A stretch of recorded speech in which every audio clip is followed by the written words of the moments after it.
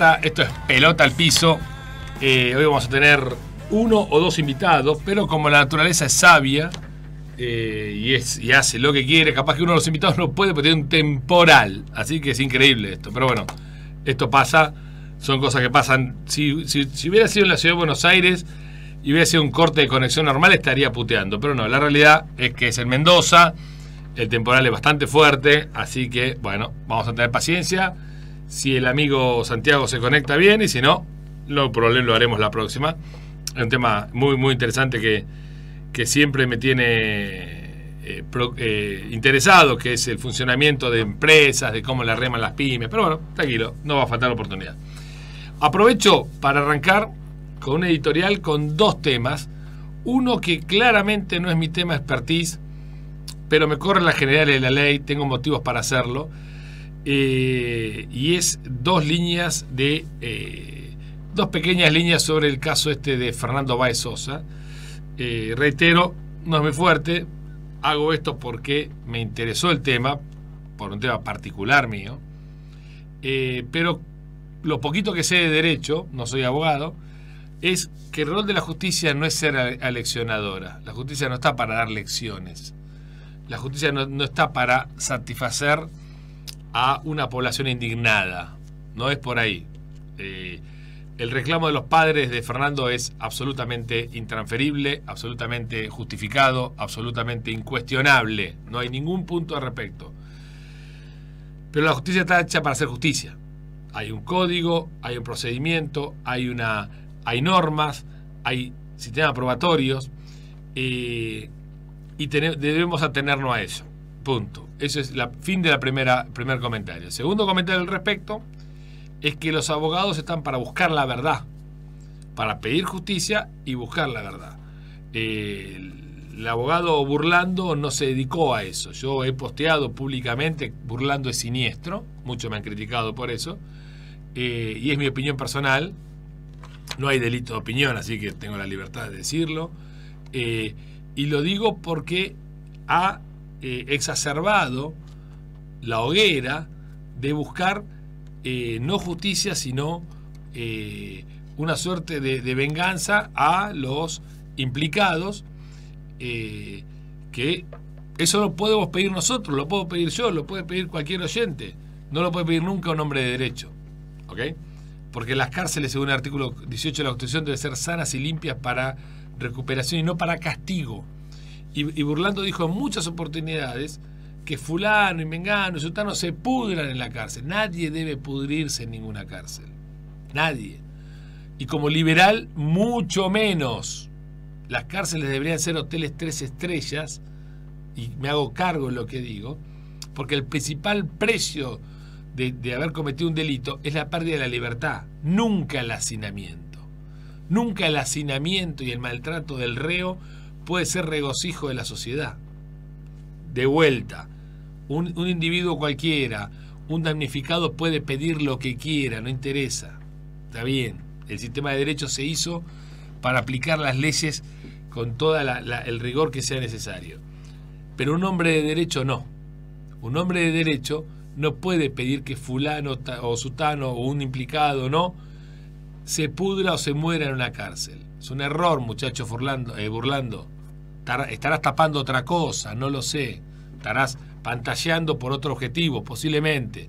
Estás en todo tu derecho de hacerlo. Pero no puede pedir más violencia a la violencia que ya hubo. Porque la violencia no mata la violencia. ¿Ok? La ley cura la violencia.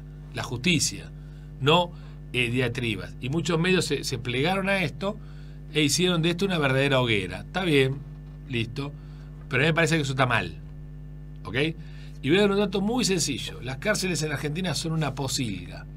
Todos los que boquean con los derechos humanos, boquean y no saben que adentro de las cárceles, gente que haya cometido delitos o no, o se esté probando o no, no interesa. Personas viven en condiciones infrahumanas de hacinamiento, de no acceso a bienes básicos. ¿Y saben qué? La civilización no puede tener eso. Uno diga, bueno, pues no tenemos guita para las viviendas. Y bueno, ok. bajemos el precio, el costo impositivo de la vivienda, demos crédito hipotecario, pero no puede justificar que porque el Gran Buenos Aires sea otra posilga, las cárceles deban serlo. Son relaciones causales que no conectan, muchachos. Que lo digamos en un bar porque estamos discutiendo la inmortalidad del cangrejo, ok. En la realidad hay presupuesto suficiente para hacer cárceles sanas y limpias para recuperación y no para castigo. ¿Ok? Como dice nuestra Constitución, la que debió haber leído Burlando y la que debe respetar Burlando por más que esté emocionalmente exaltado. No es rol de un abogado estar emocionalmente exaltado. Es rol mío, porque estoy indignado, es rol tuyo, es rol de los damnificados, pues no del abogado, campeón. Pues si la gente de derecho exacerba la violencia y el odio, y estamos jodidos. ¿Ok? Para eso traemos cualquier cosa. ¿Ok? Y le voy a dar un numerito. En la Argentina hay 103.000 presos para una capacidad carcelaria hotelera de no más de 70.000. Por lo menos hay una superpoblación de 30-40%. Esto dicen los informes. 103.000 presos, se pueden hacer 103.000, 105.000, 110.000 habitaciones individuales para que no tengan que convivir con otros presos, para que no haya esos conflictos intramuros. El dicho en las cárceles es que el reo es el peor enemigo del reo. Eso no puede pasar en un país con democracia y Estado de Derecho. No puede pasar. No es porque me encariñe con los presos. Yo no tengo amigos presos. Me interesa eso. El punto es que no puede pasar porque nosotros defendemos derechos humanos y derechos individuales.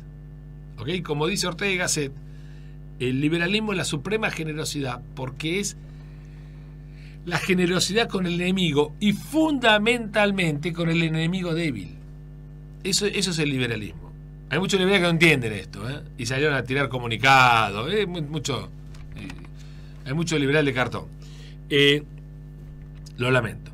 103.000, 105.000 celdas nuevas, individuales, para que el preso reciba la contención, la reeducación, los valores necesarios para que no vuelva a delinquir, y la sociedad, toda la plata que ponemos en el sistema penitenciario sirva para algo, porque hoy un preso entra por un estéreo y sale para robar un banco, porque adentro es una universidad del delito, por un montón de incentivos que se hacen, que no solo universidad del delito, sino universidad de la violencia. Entonces los presos salen peor, ponemos plata y salen peor. A ver si entendemos la ecuación. Gracias a Burlando, gracias a tipos que piensan como Burlando, porque la gente tiene que pudrirse. La gente no tiene que pudrirse en ningún lado, Burlando. No entendiste nada. Si ahora sos candidato a gobernador, campeón, hace que no hay que pudrirse en ningún lado, ni adentro ni afuera de la cárcel. A ver si me entendés. Esa plata para hacer 105.000 celdas nuevas, como son en Noruega, como son en Suecia, como son en Holanda, como son en los países civilizados que respetan derechos humanos, se puede hacer con 3 años de déficit de Aerolíneas Argentinas. Entonces la aerolínea de bandera nos cuesta 700 palos por año, son 2.100 millones de dólares por año, en 3 años. Con esa plata podemos hacer todo el sistema carcelario nuevo. ¿Ok? Entonces, cuando escucho a raíz de estos casos a un hombre de la justicia como Burlando, que yo sostengo, en mi opinión personal, es siniestro, porque no busca justicia, busca odio, busca venganza, busca que la gente se muera. Cuando escucho ese tipo de personajes, que hubo un coro de un montón de personas diciendo eso, digo, pucha, ¿por qué no discutimos cómo hacer cárceles como la gente? Y voy a decir algo más. Hablé con un juez, que incluso lo entrevistamos acá, y él me decía, creo que lo hablamos en la entrevista que le hicimos en noviembre, el juez Ricardo Rojas, que si tenemos un buen sistema carcelario, penitenciario, que cumpla el rol de la Constitución, que las cárceles son para recuperación y no para castigo, no son para tormento, son para que la gente salga mejor, no peor. Burlando, léela, artículo 18. La justicia puede funcionar más eficientemente, porque va a tener donde poner a el delincuente. Hay muchos jueces que están en el dilema, y por eso decimos que ahora hay una puerta giratoria, que si agarran a un preso de menor, un delincuente de menor cuantía, ¿dónde lo ponen? Porque va a salir de mayor cuantía, gracias al concepto de Burlando. Gracias al concepto que durante un mes Burlando lo repitió en cadena nacional. ¿Ok? Mi nombre es Gustavo Lázari. Lo que dijo el señor Burlando es anticonstitucional, es antihumano, por más que haya tenido una bandera y una causa justa, que no la discutimos. ¿Ok? Quería poner este diagnóstico que me parece muy importante. Como liberal decir esto. Porque hay muchos liberales que se cruzan con la derecha y le gusta la bota lustrada y le gusta pintar la solapa a los demás. Y dicen, que hay que matarlos a todos. No hay que matar a nadie, capo, porque hay una constitución. Si no, cambiame la constitución, cambiame el Estado de Derecho y poneme un régimen como en la Italia de los 30 o en la Alemania de los 40, capaz que les gusta más. Listo, pasó la calentura. Disculpe, don Brian. Terminamos este tema. Vamos a un tema muy interesante, que son los acuerdos de precios. Quería comentar esto, que es la inflación autoconstruida de nuestro benemérito señor presidente de la Nación, que le voy a sugerir, así como le sugiero a Burlando que lea la Constitución, en especial el artículo 18, le voy a sugerir al presidente que lea que lea algunos libros de economía, o por lo menos cuide su propio Wikipedia, pues es una máquina de decir cosas incoherentes. Según el presidente, hay muchas causas de la inflación: el déficit fiscal, lo nombró rápido, la emisión por ese déficit. Vamos bien, veníamos bien, hasta ahí veníamos bien. ¿Por qué seguís diciendo que la causa de la inflación es la inflación autoconstruida, Alberto? ¿Qué es la inflación autoconstruida? Según Alberto, si una persona escucha que va a aumentar un precio, él aumenta el precio. Entonces, como todos escuchan y tenemos redes sociales, todos vamos a aumentar los precios, ¿ok? Y ahí generamos la inflación. Genial, es extraordinaria. Con lo cual, si mañana escucháramos a la hipótesis de Alberto, si mañana escucháramos que los precios bajan, todos podríamos bajar los precios para no quedarnos sin venta, con lo cual tendríamos deflación autoconstruida. Extraordinario. Entonces, una cosa, agarremos todos los libros de economía, lo ponemos en la pata de la cama para que no se mueva la cama y listo. Una cosa alucinante. Bueno, ¿cómo desarmamos este argumento? Una persona puede tener esta pretensión de inflación autoconstruida. Puede decir, ¿sabes qué? Van a subir los precios, por lo tanto yo me adelanto y voy a subir los precios. Ese precio nuevo, hay una diferencia entre precio y cartelito. Cartelito es un número puesto en una cartulina arriba de un producto. Yo puedo decir, como Mercado Libre. Mercado Libre tiene mucho de esto. Que gente dice, vendo este reloj, ¿cuánto vale? 3 millones de dólares. No, campeón. Está bien que vos lo querés mucho, pero no me pases toda tu valoración subjetiva a un reloj. Pues yo puedo agarrar arriba este reloj, ahí lo pongo en la cámara, esto es televisión, ¿verdad? Y pongo un cartel que diga 300.000 pesos. ¡Wow! Casi $1.000 blue. 400.000 mangos. A ver si lo vendemos al amigo Moritán. Ahora, si alguien lo compra, ahí estaría convalidando un precio. Un precio es una información del pasado. Es una información que dice que dos personas se pusieron de acuerdo en uno cede la propiedad del reloj y el otro cede la propiedad de los 400.000 pesos. Es un precio. ¿Es precio de mercado? No. Necesitamos un número suficiente de personas de ese mercado que vendan relojes a 400.000. Seguramente va a haber muchos, pero de otros tipos que quieran pagar 400 lucas por un reloj. No digo medio pelo, pues está lindo, pero sabemos que no lo vale. Ahora, esa persona que gastó 400.000 pesos en el reloj, lo hizo por un motivo, porque valoraba más el reloj que las 400 lucas. Y yo le di el reloj a cambio de las 400 lucas, porque valoraba más las 400 lucas que el reloj. Por lo tanto, esto es una operación voluntaria. Los dos salimos contentos de la operación. ¿Ok? Cada uno tiene su escala valorativa, él lo valoró más, listo, chao. Ahora, para darme las 400 lucas, y eso fue inflación autopercibida, ¿se acuerdan? Yo dije, pongo el precio que se me antoja, como dice Alberto. Para darme las 400 lucas, tuvo que dejar de comprar por 400.000 pesos lechugas, tomate, banana, durazno blanco, que ya vale más o menos eso, carne, que ahí estamos, un montón de productos. Por lo tanto, la demanda de esos productos bajó y aumentó la demanda del producto reloj. ¿Estamos de acuerdo? ¿Qué quiero decir? Este precio que subió está compensado por la baja de precios de aquellos mercados donde la demanda se ha reducido. ¿Estamos bien? En el índice de precios no hay ningún aumento. Lo que subió de un lado bajó de otro. ¿Estamos? La única forma que convalidando este aumento de precio loco que yo puse de 400 lucas a un reloj por inflación autoconstruida, es que haya una emisión monetaria circundante que permita financiar, que haya billetes para pagar las 4 gambas del reloj y la demanda de bananas, tomate blanco, durazno blanco y carne, que habíamos dicho el ejemplo. O O sea que sin emisión no puede haber convalidación de la autopercepción.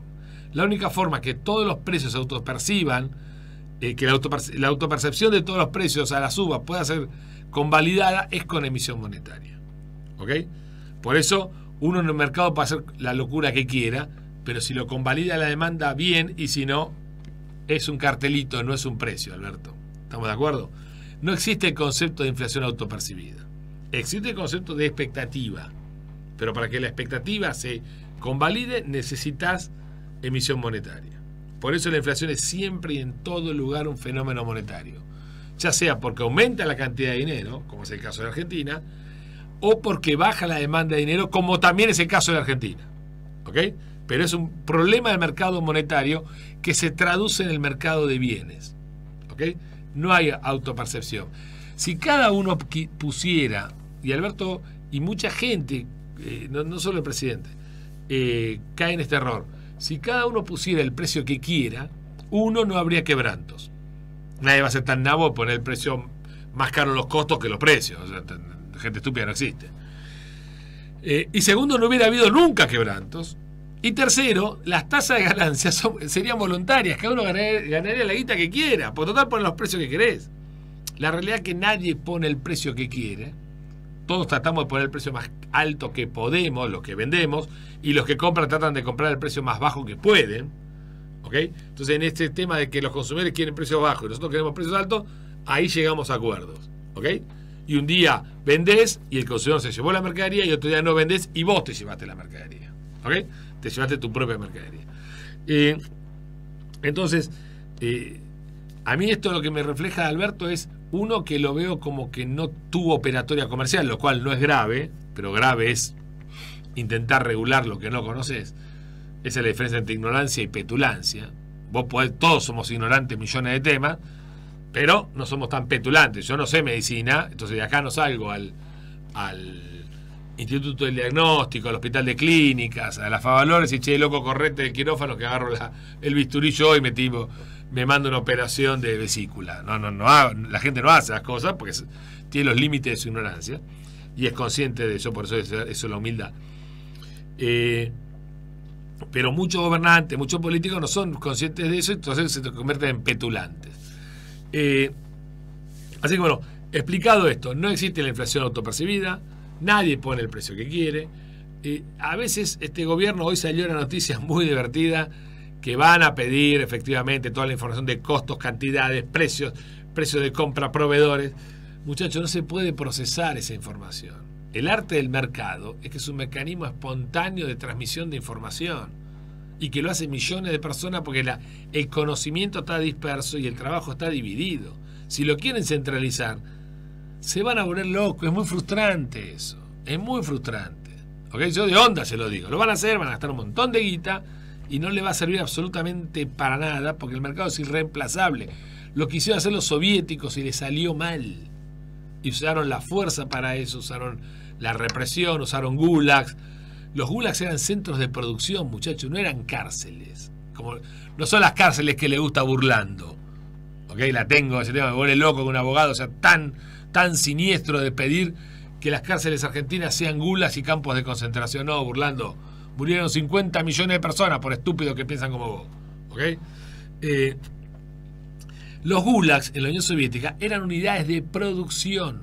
Le daban órdenes de producción. Y para eso utilizaban presos. Y si se morían, no les importaba nada. Y cuando no les alcanzó con los presos, pusieron personas de otras razas, pusieron personas de otros credos, pusieron lo que encontraron. ¿Ok? Pusieron los kulakis. Después un día vamos a conversar esto. Quizás ahora no lo conversemos. Lo tengo al amigo Gotti, señor Brian. ¿No está? ¿Está? ¿Está? Ok, ahora me dice un segundo. En un segundo ya estamos. A ver a quién tenemos acá. Espera un segundito porque esto es verdad pura. Eso ya lo vamos a hablar, pero no es el punto. El tema es que no se puede concentrar toda la información. Eso es técnicamente imposible y absolutamente perjudicial. Y menos para controlar un precio. El ejemplo pavo que termino, que me causa mucha gracia, es el gobierno es como que pone una olla en la hornalla, prende el fuego a todo lo que da, le pone agua, prende el fuego a todo lo que da, pone el termómetro lo saca y se enoja con el termómetro. Y no, campeón, está haciendo todo lo posible para que haya inflación. Pero bueno, vamos a hablar con los que saben de verdad, un tema muy interesante. Está el amigo Ricardo López Gotti. Ricardo López Gotti en Pelota al Piso. ¿Cómo andas, Ricardo? Yo tengo una música, capo, ¿eh? Ahí estamos. Ricardo, ¿estás ahí? Rick. No lo tengo, ¿eh? ¿Vos me decís que está? Hola, Ricardo. Hola, ¿cómo estás? Ahora sí, la tecnología. Ricardo está en la provincia de Buenos Aires, en el reino de Kicillof. O sea que toda esa información va a llegar dentro de 5 años. Como Ricardo López Gotti en Pelota al Piso. Es un invitado permanente. Esta charla debimos haberla hecha presencial, pero bueno, volviste ayer y éramos todos un quilombo. ¿Cómo anda, Ricardo?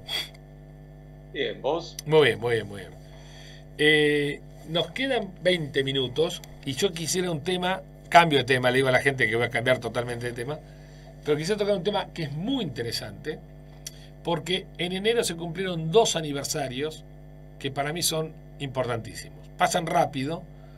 Uno es el aniversario, y vos explícame bien por qué, del Holocausto. Y el otro que pasó rápido, el 30 de enero, se cumplieron 90 años. La verdad que uno parece que es más tiempo.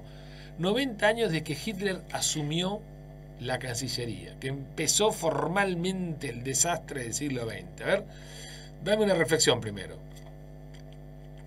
Bueno, primero el motivo de la fecha del 27 de enero, cuando se liberó el campo de concentración de Auschwitz. Por eso es el Día Internacional de Recuerdo de las Víctimas del Holocausto. Y como bien decías, el lunes 30 de enero se recordaron los 90 años del ascenso de Hitler a la Cancillería en Alemania.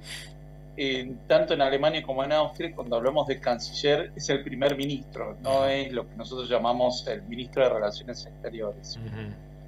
Bien, en circunstancias muy particulares. Bueno, habrás leído en Twitter que yo hice todo un raconto de toda la situación previa. Es decir, la Alemania nazi y toda la Alemania anterior, es decir, lo que llamamos genéricamente la República de Weimar, termina el Imperio Alemán y comienza la etapa republicana de Alemania. Eso es consecuencia de la Primera Guerra Mundial.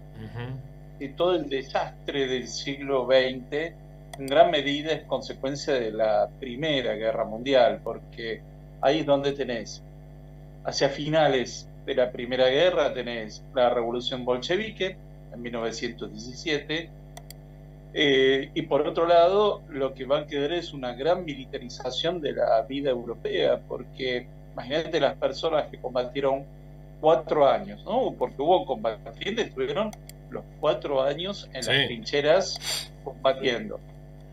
Hubo una parte que no, que murió quizás el primer día, o al año, los meses, semanas, pero hubo combatientes que estuvieron los 4 años, y esas personas cuando quieren volver a la vida civil, primero que había, por ejemplo, en Francia una destrucción masiva, en Bélgica hubo una gran destrucción, hubo países destruidos, Alemania quedó intacta, es decir, eso es algo que muchas veces no se tiene en cuenta, pero Alemania quedó intacta después de la Primera Guerra Mundial, porque nunca se combatió en suelo alemán.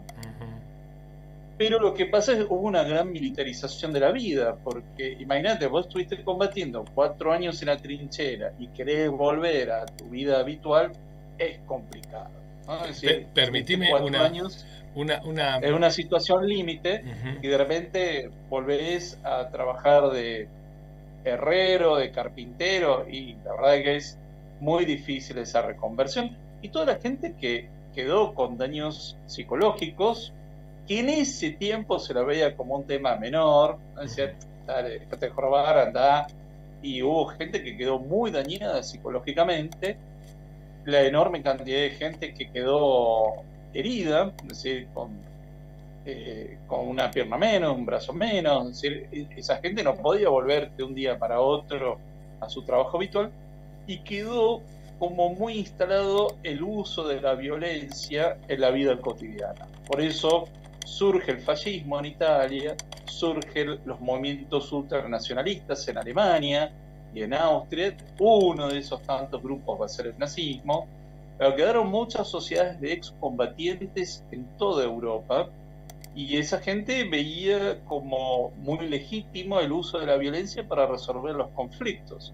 Ese ambiente es lo que va preparando el ascenso de los distintos totalitarismos y, en definitiva, la explosión que fue la Segunda Guerra Mundial.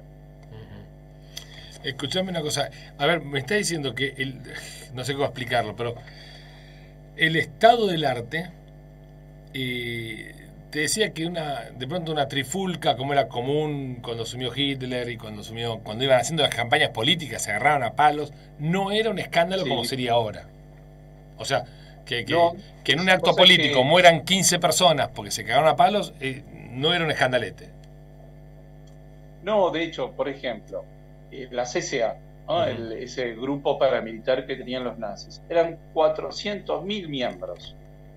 El ejército alemán tenía 100.000 miembros, es decir, cuatriplicaba la cantidad de miembros que tenía el ejército. Y era una cosa irregular total. Y existía el ejército rojo del Partido Comunista Alemán, existían milicias de otros partidos, eso se había convertido en algo, se había naturalizado el uso de la violencia a nivel masivo, y el ejército miraba, o sea, si tenían solo 100.000 efectivos, los otros tenían 400.000, cientos de miles, obviamente se encontraban en las calles, se atacaban, y hasta los socialdemócratas, que eran los partidos más centristas, ¿no? Es decir, terminaron creando sus propias milicias para defenderse frente a los ataques de estas milicias paramilitares.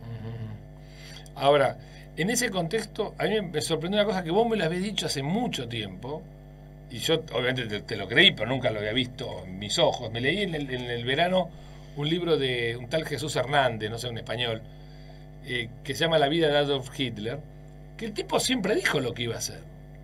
Yo tú me lo contaste. Sí. O sea, no es que fue, viste, como Menem, que asumió, dijo, no, si le decía, muchachos, no me votaban. Estos tipos lo dijeron.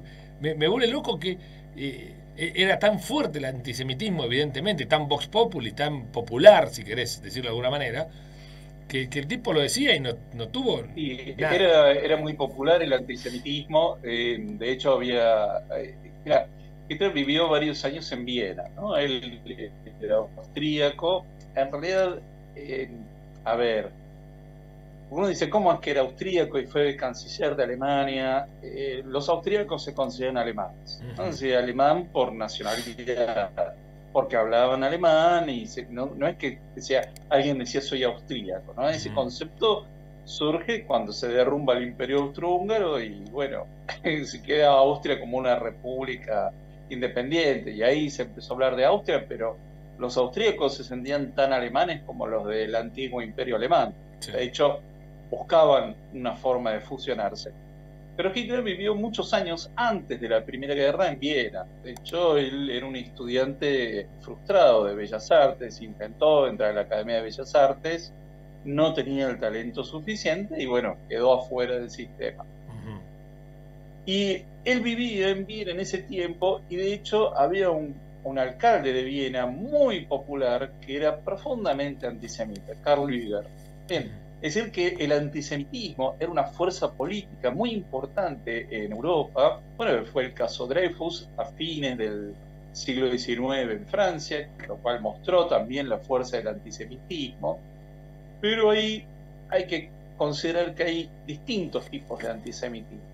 O sea, el antisemitismo clásico, que vimos a lo largo de la historia de la humanidad, de una cuestión religiosa, que teóricamente, digamos, con la conversión de los judíos al cristianismo, se termina. Teóricamente digo porque siempre hubo una duda respecto a cuán reales eran esas conversiones. Pero bueno, era un mecanismo de supervivencia.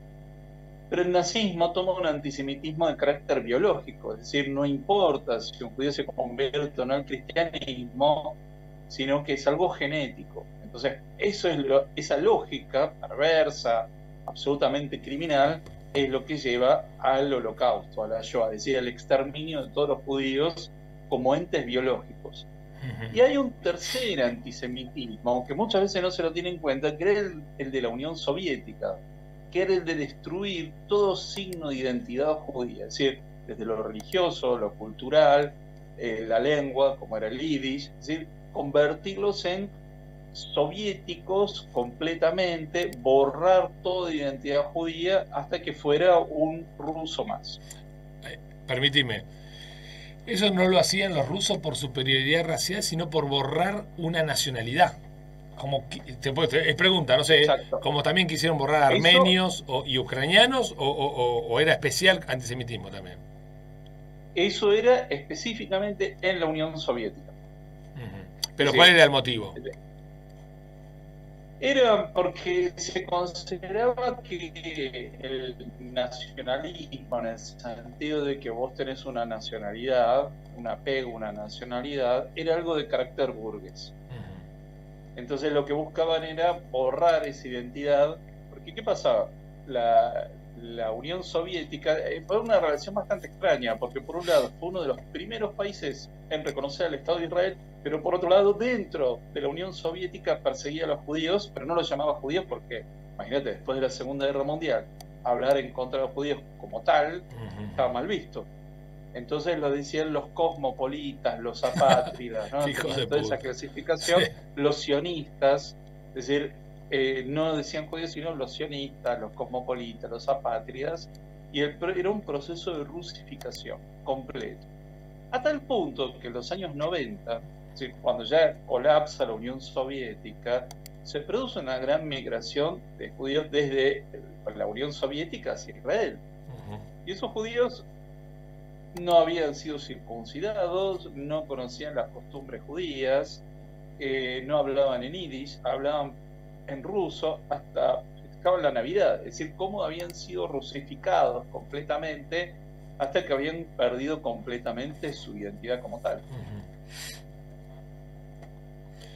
Escúchame, y leí, no me acuerdo, lo escuché en algo, ¿viste? Porque ahora las fuentes de información son TikTok, ¿viste? En realidad lo vi en un video de esta chica, Antonella Marti, que hablaba con un historiador, no, con un filósofo, que ya te voy a decir el nombre, que decía que la historia puede volver, que el mundo puede apagarse. Pues yo siempre tuve la noción de que listo, bueno, eso quedó en el pasado, chao, aprendimos, esto no vuelve más, ¿no? No me refiero tanto al antisemitismo, aunque sí, también, pero un totalitarismo como Hitler, como Stalin, como Mussolini, y a veces ves el mundo y decís, loco, hay algunas cosas se parecen, cambia la tecnología, hoy tenés más internet y menos espías, pero de pronto, qué sé yo, te da un poco de jabón. Vos que estudiás historiador de profesión, de carrera, ¿el mundo se vuelve a apagar o es una constante línea hacia el iluminismo, para decirlo de alguna manera? No hay sentido de la historia, con lo cual se pueden volver a cometer los mismos errores una y otra vez. Ojalá hubiera un progreso continuo, pero la verdad es que no tenemos nada asegurado. No sabemos si mañana vamos a seguir teniendo democracias, libertades, o si la gente prefiere esclavizarse delante de un líder totalitario. Lamentablemente es así. En los años 30, la convicción profunda era que el futuro era totalitario. Es decir, a nosotros nos cuesta mucho entender eso, porque que te digan que la hora del futuro sí o sí es totalitaria, ya sea Roma, Berlín o Moscú, es decir, eso para nosotros es muy raro, por lo menos hoy, ¿no? 2023. No sabemos si en el 2030 vuelve toda esa onda totalitaria y que las personas quieran esclavizarse y ser completamente sumisas a un líder absoluto. Creo que hoy, si Stalin no hubiera dispuesto de la tecnología actual, hubiera sido un tirano absolutamente implacable. Bueno, por algo el libro del Gran Hermano, 1984, de Orwell, sobre el Gran Hermano, que no es el programa que están pasando ahora. Sí, no la pasan tan bien. El Gran Hermano era Stalin, ¿no? Era Stalin, y que observaba qué hacía cada uno. Bueno, en definitiva está planteando, miren lo que puede ser un futuro totalitario con la tecnología que permita que no haya el más mínimo espacio de privacidad. Y en cierta forma, nosotros estamos yendo a ese tipo de mundo en el que hay cada vez menos espacios de privacidad. Y vos estás diciendo que en algún momento de los 20 a los 30 el totalitarismo era una moda. Yo me acuerdo mucho de la película Lo que queda del día, que hay una conferencia, es una historia de amor, pero en el medio hay una conferencia en Inglaterra que van los alemanes y la idea era decir, che, al final no son tan malos estos pibes, dejémoslos que hagan su carrera armamentista, ¿no? Ahora me causa gracia, ¿eh? Que es una boluda lo que estoy diciendo, pero en el mundo en los 20, 30 era una moda el totalitarismo, o sea, era algo hasta no mal visto. Era mucho más que una moda. La estaba convencida profundamente de que eso era el futuro. Es decir, por eso nos parece raro, pero la idea de la democracia liberal, la economía de mercado, era como visto, bueno, eso era del siglo XIX. Ya está, ese mundo murió en la Primera Guerra Mundial y ahora vamos hacia un futuro en el que somos simples tornillos de una gran máquina, ¿no? Y hay un gran conductor que nos dice cómo pensar, qué hacer, cómo actuar. El totalitarismo y en general lo del tipo nacionalista se basan en lo que se llama el organicismo, es decir, pensar a la sociedad como un cuerpo. Y en ese cuerpo hay un cerebro, que es el líder, que es infalible, que es absoluto, que lo puede todo, ¿no? Es siempre desde el gran deportista, un gran arquitecto, un gran profesor, sabe hacer todo, ¿no? Sabe todo y puede todo.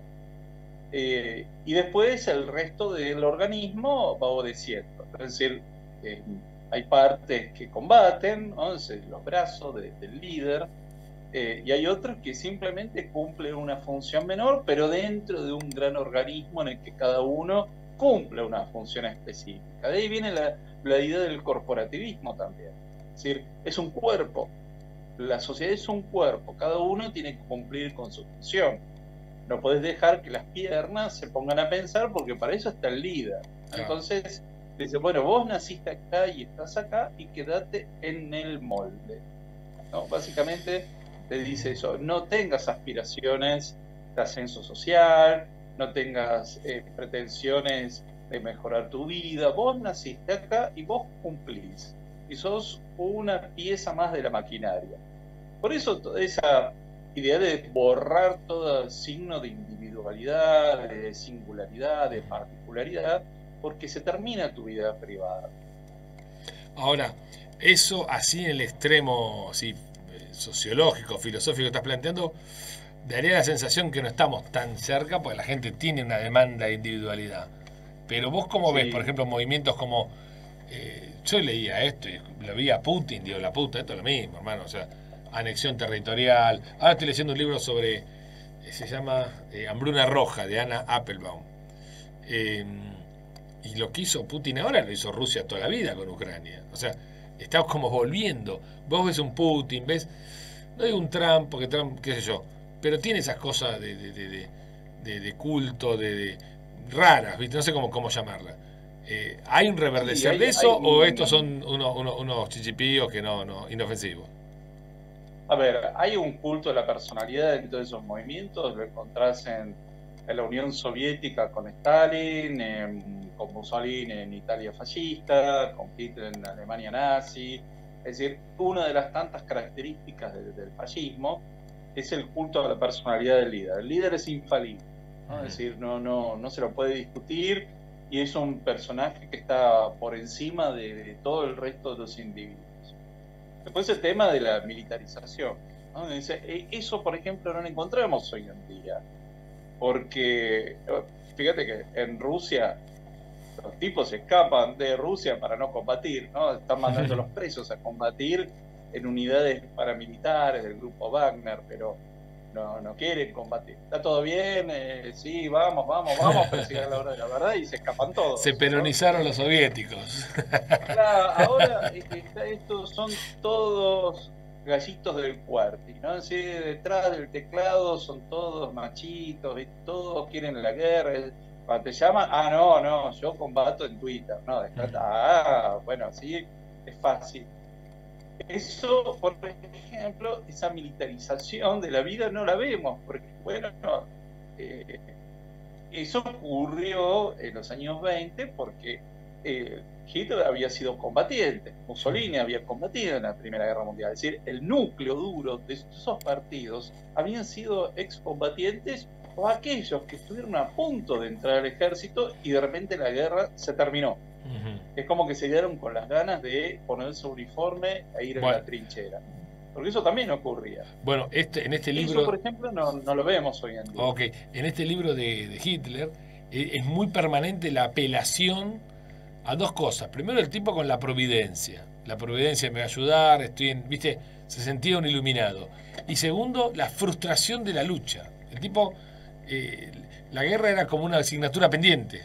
Si bien combatió y lo pone como bastante valeroso, estaba en comunicación, el tipo no era un 4 de copa, pero como eso permanente. Y algo que me quedó de los dos libros que estoy leyendo, es que estos dictadores se agarran un tema de política pública como propio para avanzar. Esto ¿sabes qué me asustó? Como para avanzar. Para Stalin, la hambruna la colectivización de granjas en Ucrania era el tema. No podía fallar. Si fallaba eso, fallaba su poder político. Digo, pucha, por política mataron 6 millones de tipos. O sea, ¿hasta dónde te lleva un totalitarismo de estos, no? Sí, además nunca reconocen el error. Es decir, el error, si ocurre, por ejemplo, mueren millones de personas. No, el error no fue de su política. La política no estaba equivocada. Fue un sabotaje. Claro. Alguien saboteó para que murieran esas personas. Entonces, de vuelta empezamos a buscar quiénes lo mataron, ¿no? Es decir, pero nunca hay error del líder. El líder no se equivoca. Si pasa algo malo es porque alguien saboteó, estuvo conspirando para que eso no se pudiera llevar a cabo. Sí, los kulakis. Sí, perdón. No, en Ucrania, en la hambruna de Ucrania, acusaban a los kulakis, que eran los campesinos medio ricos que...